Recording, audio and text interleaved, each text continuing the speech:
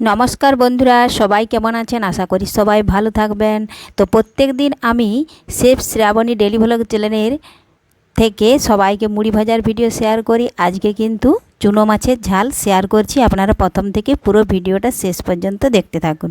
ভিডিওটি ভালো লাগলে একটা লাইক দিয়ে পাশে থাকুন ও বন্ধুদের সাথে শেয়ার করে দিন। চলুন তাহলে শুরু করি।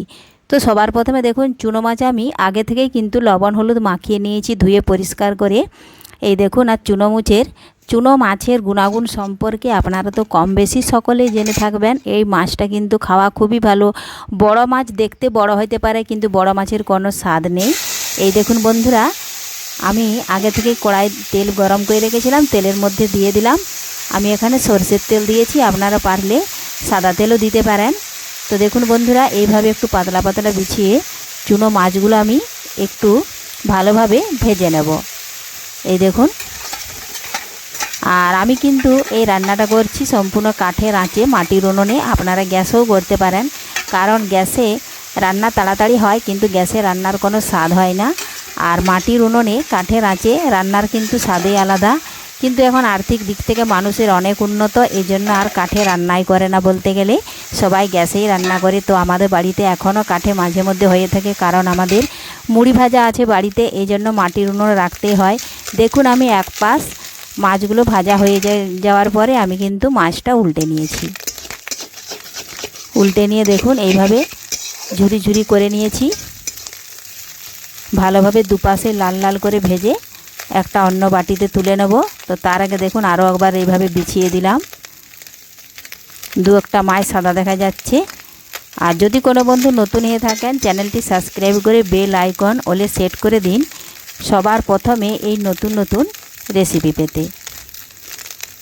দেখুন মাছগুলো কিন্তু হয়ে গেছে। এখন আমি একটা অন্য পাত্রে মাছগুলো তুলে নিয়েছি। আবার ওই কড়াইয়ের মধ্যে সাদা তেল দিয়ে দিলাম। সাদা তেল গরম হয়ে যেতেই পেঁয়াজটা একটু লাল লাল করে ভেজে নেব।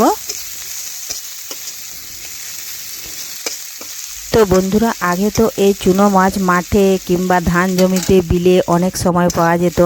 এখন তো আর জমিতে পাওয়া যায় না, কারণ উন্নত ধানের ফসল হচ্ছে, জৈব সার নানা রকম সার দিয়ে কিন্তু ধান চাষ হচ্ছে। এই জন্য কিন্তু মাছ প্রায় বিলে জমিতে নেই। অনেক সময় খাল বিল থেকেও পাওয়া যেত, এখন কিন্তু আর সে মাছ কেউ ধরেও না।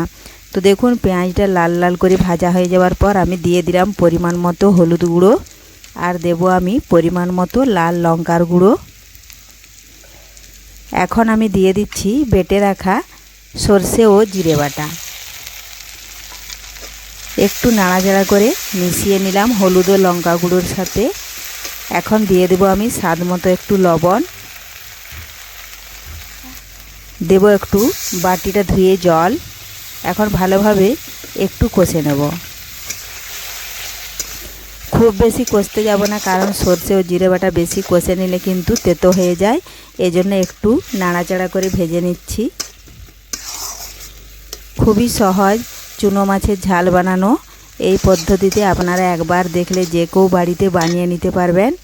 দেখুন ভালোভাবে কষে নিয়েছি। এখন আমি পরিমাণ মতো জল দিয়ে দিচ্ছি। এই যে জল দিয়ে দিলাম। এখন জল দেওয়ার পরে আমি আবারও কিছুক্ষণ ফুটিয়ে নেব। ফুটে গেলেই কিন্তু ভেজে রাখা মাছগুলো ঢেলে দেব, আর মাছগুলো দিয়ে কিন্তু আবারও বেশ কিছুক্ষণ ফোটাতে হবে। তাহলে মাছগুলো কিন্তু অনেকটাই ভাজা আছে, তাহলে মাছগুলো নরম হয়ে যাবে, সেটা কিন্তু খেতে খুবই ভালো লাগবে। এই দেখুন দিয়ে দিয়েছি, নাড়াচাড়া করে একটু মিশিয়ে নিচ্ছি। এখন আমি কিছুক্ষণ ফুটিয়ে নিলেই তৈরি হয়ে গেল চুনো মাছের ঝাল। এই পদ্ধতিতে আপনারাও বাড়িতে যে কেউ বানিয়ে নিতে পারবেন এই রেসিপিটা।